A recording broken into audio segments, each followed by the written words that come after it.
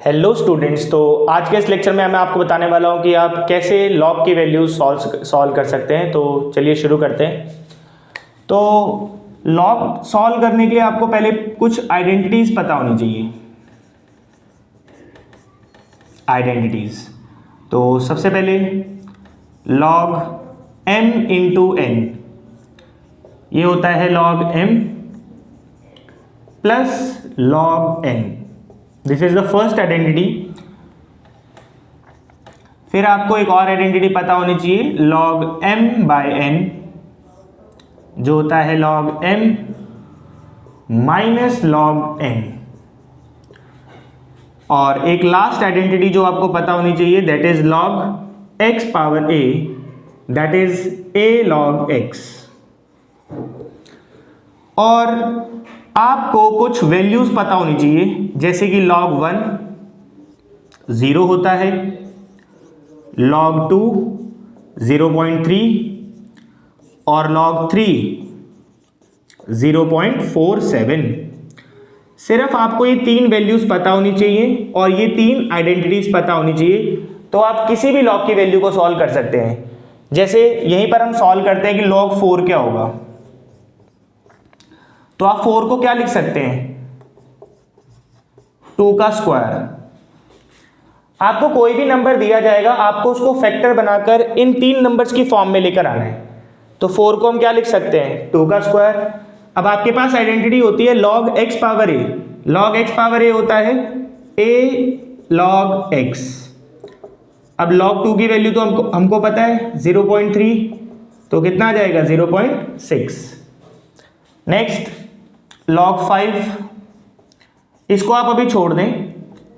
log 6 को आप क्या लिख सकते हैं, 6 को आप लिख सकते हैं 3 मल्टीप्लाई 2।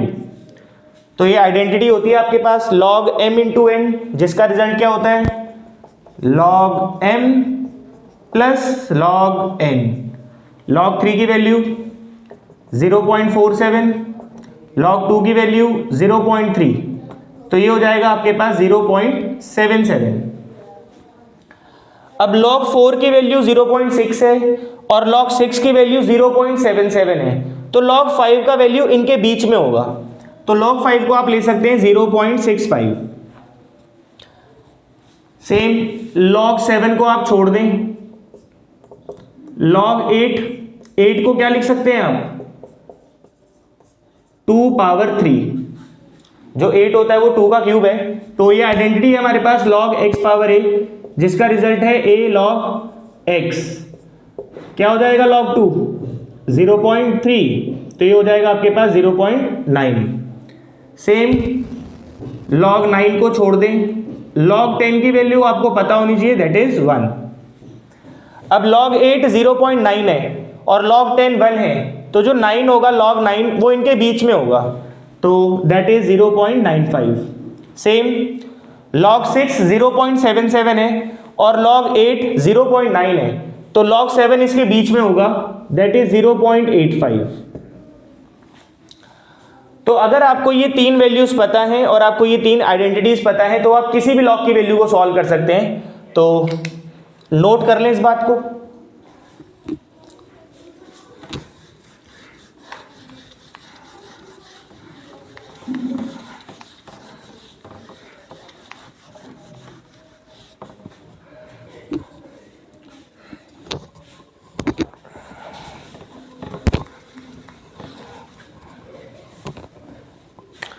तो इसको याद करने का भी तरीका है।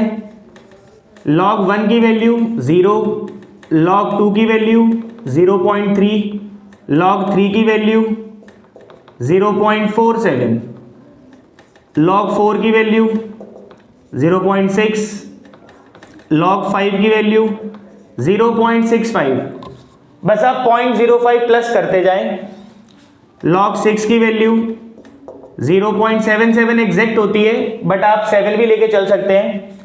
log 7 की वैल्यू 0.85, log 8 की वैल्यू जस्ट आप 0.05 ऐड करते जाएं 0.9, log 9 का वैल्यू 0.95, log 10 का वैल्यू 1। तो अगर आपको ये फर्स्ट 3 वैल्यूज पता है तो आप उसके बाद जस्ट 0.05 प्लस करते जाएं तो आपके पास सारी वैल्यूज आ जाएंगी।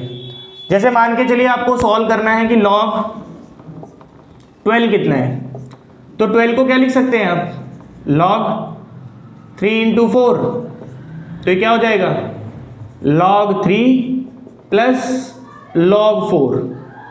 log 3 का वैल्यू 0.47, log 4 का वैल्यू 0.6, ऐड कर लें तो इट इज 1.07। अगर आपके पास कोई फ्रैक्शनल नंबर है आप उसको भी सॉल्व कर सकते हैं। जैसे आपको सॉल्व करना है log 25/12, आपको ये सॉल्व करना है। तो ये क्या है आपके पास log m/n, क्या हो जाएगा ये हो जाएगा log m minus log n। तो log 25 को क्या लिख सकते हैं हम, 5 का स्क्वायर, और log 12 की वैल्यू अभी आपने फाइंड की है 1.07। ये आइडेंटिटी है log x पावर a, जिसका रिजल्ट होता है a पावर आगे आ जाती है, 2 आगे आ जाएगा, 2 log 5 माइनस 1.07, log 5 का वैल्यू 0.65, तो 2 5 ज़ा 10, 2 6 ज़ा 12 और 1 13, तो 1.30, 10 में से 7 गए 3, 2, 0.23, ये आपकी वैल्यू आ जाएगी। तो आपके पास चाहे डेसिमल नंबर है आप उसको फ्रैक्शन में कन्वर्ट कर लें, आइडेंटिटी अप्लाई करें तो आप किसी भी लॉग की वैल्यू को सॉल्व कर सकते हैं। That's it for now, thank you.